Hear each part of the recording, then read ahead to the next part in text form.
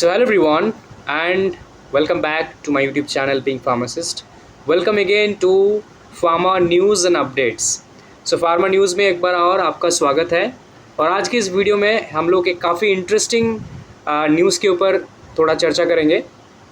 तो basically PCI की तरफ से एक नोटिस थोड़ा ओल्ड नोटिस है, लेकिन मैं रिसेंटली कुछ मतलब इसके ऊपर नोटिस कर रहा हूँ और इस पर्टिकुलर नोटिस के ऊपर, और मैंने देखा काफ़ी सारे टीचर्स, काफ़ी सारे रिस्पेक्टेड पर्सन्स इसके ऊपर मतलब अपना शेयर कर रहे हैं, अपना कमेंट है। तो मैंने सोचा कि मैं भी एक वीडियो बना देता हूँ। और वैसे तो मैंने इन लिंक्डइन पे एक पोस्ट शेयर भी किया था एंड मुझे काफ़ी सारे अच्छे कमेंट्स मिले हैं इस पर, और मतलब काफ़ी सारे डिफरेंट पर्सनालिटीज़ से फ्रॉम फार्मा इंडस्ट्री। सो यहाँ पे मैंने पॉइंट आउट किया था अपने पोस्ट पे, तो जो नोटिफिकेशन है उस पर साफ साफ लिखा है that pharmacy profession in the country is regulated by pharmacy council of India. As we all know, the Pharmacy Council of India is a statutory body working under the Ministry of Health and Family Welfare, Government of India, New Delhi. Okay, it is constituted under the Pharmacy Act 1948. अब मेरे हिसाब से 1948 के pharmacy act जो है, इसके amendments काफ़ी सारे आए हैं, बट जो नेशनल फार्मेसी काउंसिल वाला हम लोग सुन रहे थे 2023 में जिसका एक ड्राफ्ट भी जारी हुआ है, वो कब इम्प्लीमेंट होगा, ये मेरा पहला क्वेश्चन है to the government and the pharmacy council of India. And आप सब से भी, अगर आपको इस बारे में कुछ जानकारी है तो आप कमेंट करना, अगर आपका कोई डाउट है इस बारे में तो भी कमेंट करना, क्योंकि नेशनल अगर आप सर्च करोगे, मैं आपको यहाँ पे बता रहा हूँ गाइस, अगर यहाँ पे आप लिखोगे national pharmacy, okay, national pharmacy commission के कमीशन यहाँ पे देखोगे, सो देखो NPC, national pharmacy commission is a proposed regulatory body in India. Okay, तो जो ड्राफ्ट है इसका वो 2023 में जारी हो चुका है, पब्लिश हो चुका है, to replace the existing pharmacy act, जो कि 1940 एक्ट का एक्ट अभी तक चल रहा है, pharmacy council of India.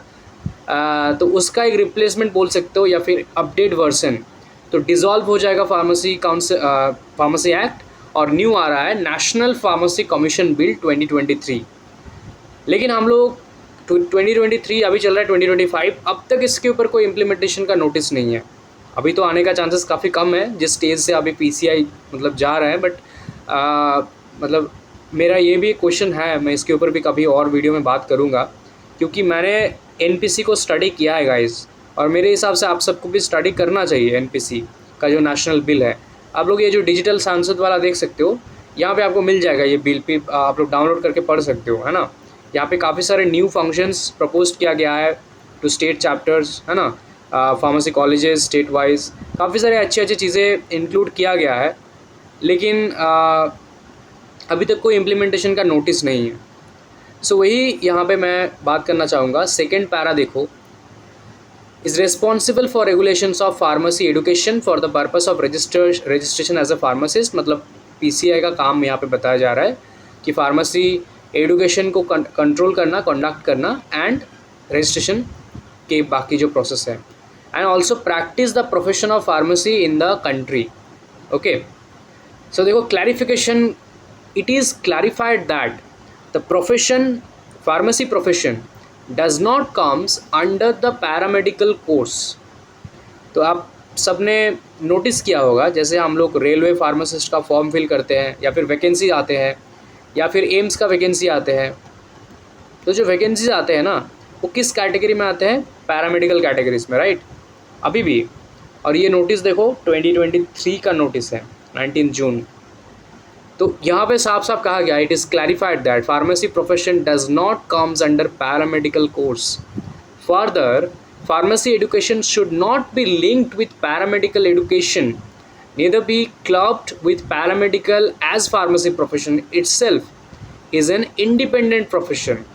The pharmacy profession as such does not belong to a paramedical group। मतलब इतने सारे लाइन्स का सिंपली एक ही मतलब है कि फार्मेसी प्रोफेशन या फिर फार्मेसी एडुकेशन पैरामेडिकल एडुकेशन या पैरामेडिकल प्रोफेशन नहीं है। तो मेरा यहाँ पे क्वेश्चन है, देन वाई आरआरबी, एम्स, इन सब के पैरामेडिकल कैटेगरी के अंडर ही फार्मासिस्ट के वैकेंसी आते हैं अभी तक।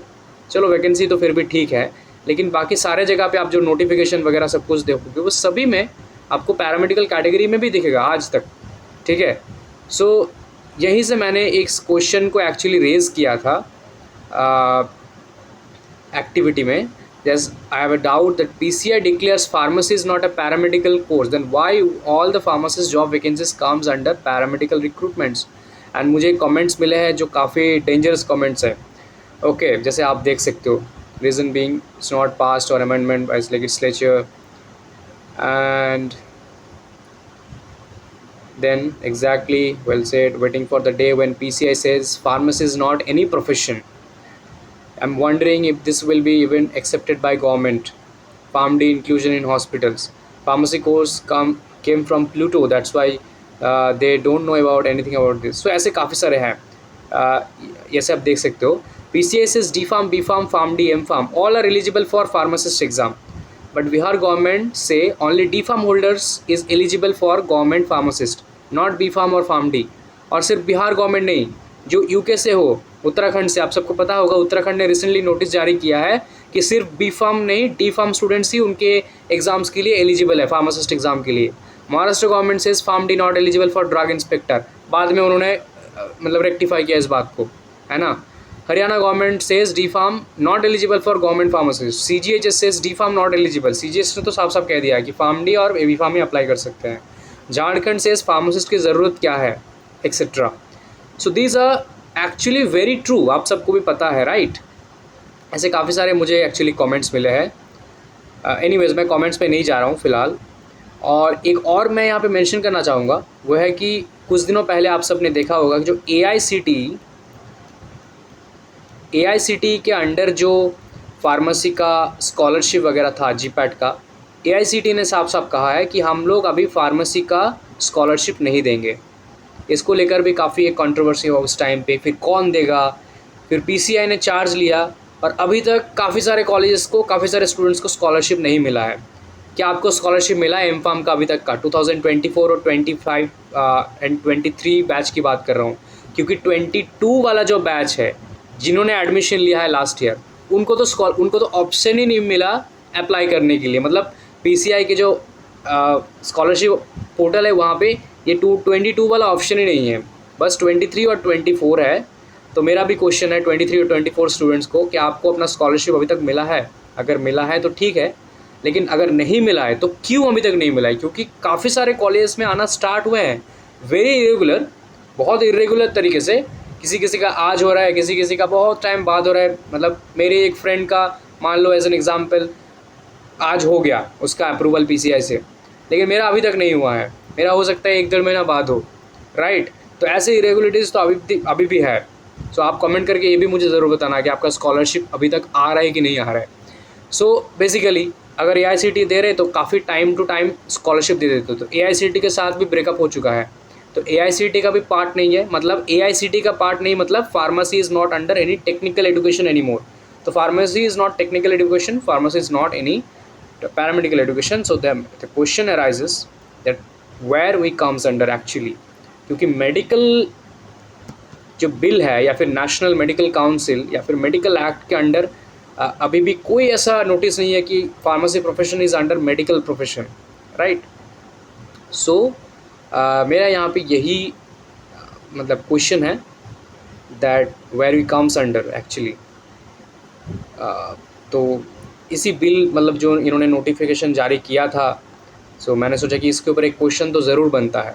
2 क्वेश्चन, एक तो पहला कि AICTE से भी अनलिंक हो चुका है, पैरामेडिकल से अनलिंक हो चुका है, तो क्यों पैरामेडिकल कैटेगरी के अंडर फार्मासिस्ट की वैकेंसी आते हैं?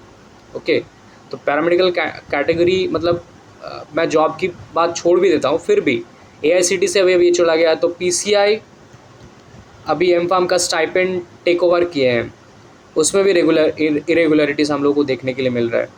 2025 का अभी तक स्टार्ट नहीं हुआ है, ओके, तो 2025 का अब क्या होगा वो भी देखना पड़ेगा स्कॉलरशिप का, क्योंकि जितना मैंने सुना कि 2024 के जो बैचेस है बहुत सारे स्टूडेंट्स को अभी तक स्कॉलरशिप मिलना स्टार्ट नहीं हुआ है। अब वो 2026 में अब वो निकलने वाला है, राइट। अभी तो वो लोग मतलब पास आउट होने वाला है next year. Okay, so this is the situation guys. So मैंने सोचा कि इसके ऊपर एक वीडियो बनाते हैं कि इन्होंने नोटिफिकेशन जारी तो कर दिया है कि clarified that does not comes under etcetera etcetera. AICTE से मतलब टेक्निकल एजुकेशन पे अंडर तो भी ठीक था, because pharmacy is pharmaceutical technology, pharmaceutical science, तो मेरे हिसाब से टेक्निकल कोर्स के अंडर जो था उसमें कोई प्रॉब्लम नहीं था अगर पैरामेडिकल नहीं है तो। लेकिन टेक्निकल कोर्स से भी वो चला गया अभी। सो ऐसे अगर हम लोग अंडररेटेड होते रहेंगे सो फिर ऐसे एक दिन बिल्कुल आएगा जब, जैसे अभी फार्मडी का सिचुएशन अगर आप देखोगे, फार्मडी का सिचुएशन सबसे टफेस्ट सिचुएशन है इन इंडिया। मतलब उनको ना यहाँ पे एक्सेप्टेंस मिल रहा है ना वहाँ पे एक्सेप्टेंस मिल रहा है। बस इन्होंने कोर्स तो लॉन्च कर दिया लेकिन ना ही कोई ऑब्जेक्टिव पूरा हो रहा है इनका, ना ही कुछ अपॉर्चुनिटीज़ दे रहे हैं स्टूडेंट्स को, ना ही कोई ऑप्शंस दे रहे हैं। सो मतलब काफ़ी ज़्यादा कुछ है एक्चुअली फार्मडी स्टूडेंट्स के लिए, अभी कुछ होना बाकी है। कैसे होगा मुझे नहीं पता, गवर्नमेंट को पता है, PCI को पता है, बट काफ़ी सारे चीज़ें हैं जिन पे अगर काम सही से नहीं किया गया तो ये प्रोफेशन धीरे धीरे डाउनग्रेडेड जा रहा है, frankly speaking guys. I hope आप सब भी मेरे साथ सहमत हो। एंड बस यही मुझे कहना था इस वीडियो में, ज़्यादा कुछ नहीं कहूँगा। और ऐसे ही और फार्मेसी न्यूज़ एंड अपडेट्स के लिए इस चैनल को सब्सक्राइब रखना और नोटिफिकेशन वाला आइकॉन को प्रेस रखना। बाकी